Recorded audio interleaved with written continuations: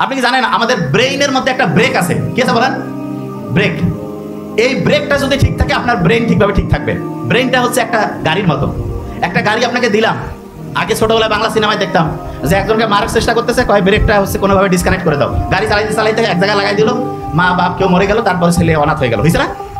তাই এখন ওই ব্রেইনের যে ব্রেক, সেই ব্রেকটা নষ্ট হয়ে যাওয়ার কারণে আপনি দেখবেন ছোট্ট বাচ্চা সারাদিন কার্টুন দেখতেছে, এবং সে যদি কোনো একটা জিনিস চায় তা চাইতেই আছে, কোনো একটা জিনিসের জেদ ধরলে ধরতেইছে। তার মানে কি তার ব্রেইনের যে ব্রেক সেটা ডিসফাংশন হয়ে গেছে।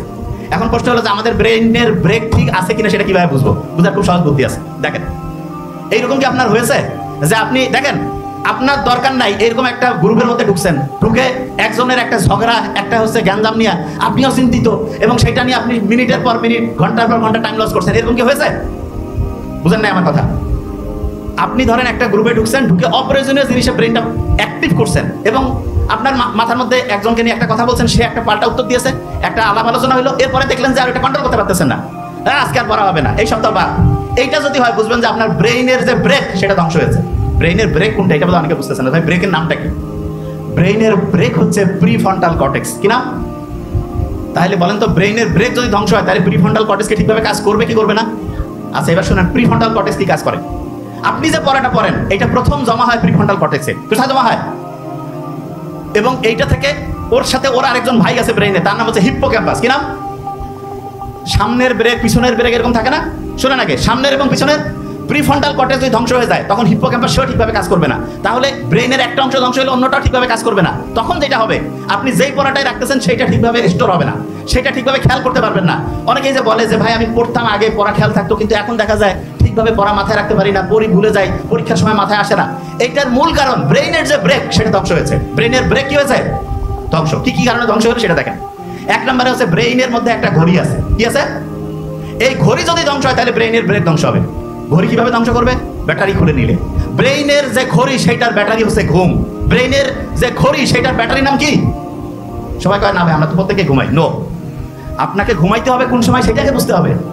আপনি যে সার্চ করতেছেন, সার্চিং এর সিস্টেমটা আমি বহুবার বলছি, আরেকবার একটু শর্টলি বলি। ধরেন আপনি ঠিক এশার নামাজের পর থেকে যদি ঘুমান, আপনার ব্রেন প্রত্যেক ঘন্টায় 100 ওয়াট 500 ওয়াট এরকম বেশি পরিমাণে চার্জিং হতে থাকবে।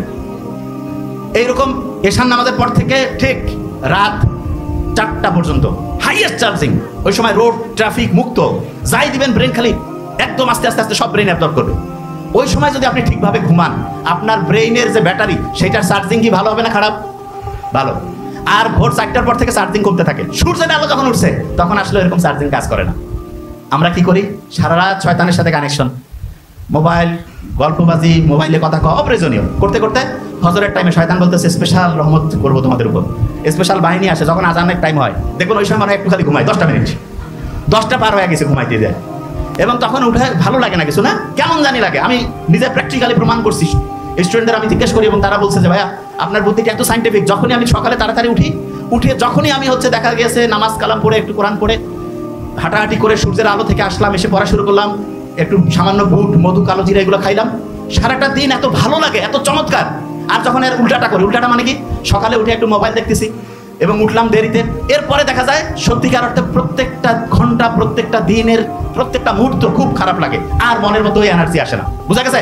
তাহলে ব্রেইনের ব্যাটারি যে ব্যাটারি, সেটার মূল জিনিসটা কি ঘুম না অন্য কিছু? কি বলেন? ঘুম। আচ্ছা,